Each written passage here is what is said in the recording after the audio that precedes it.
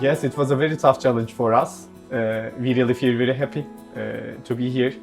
The assessment process was really difficult. The expectations were very high, and we feel proud to be here. Our breakdown numbers are reduced dramatically. I think it was thanks to zero breakdown policy of TPM.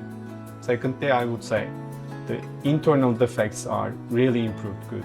TPM has a zero defect policy affecting to the results of the company, the quality of the product and the service.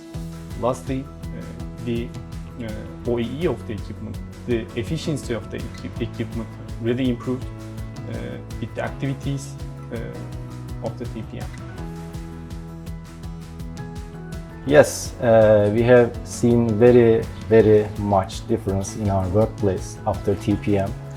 The most important thing was all of the company, all of the workers or employees are participating to this process, and everybody is targeting zero breakdown, zero quality defect, and zero safety issue. So it is very critical or very significant importance in our TPM journey.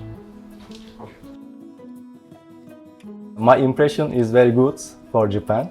I like all the places that I see in Japan, and also the people are very kind and they are very helpful to us, and also the food is very delicious.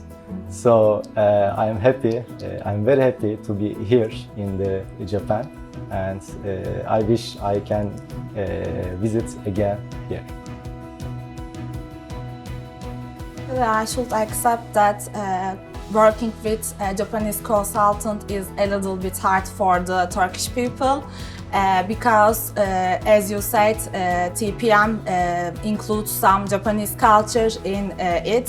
For example, in Japanese culture, I think all people follow the rules. Also, TPM requires that, but it was a little bit for the Turkish people. Yes, actually there is a huge difference between the Japanese consultants and the local consultants, because Japanese consultants know the TPM knowledge very deeply. They know the philosophy. They say the more efficient things to work on. So I think working with the Japanese consultant to carry the TPM better.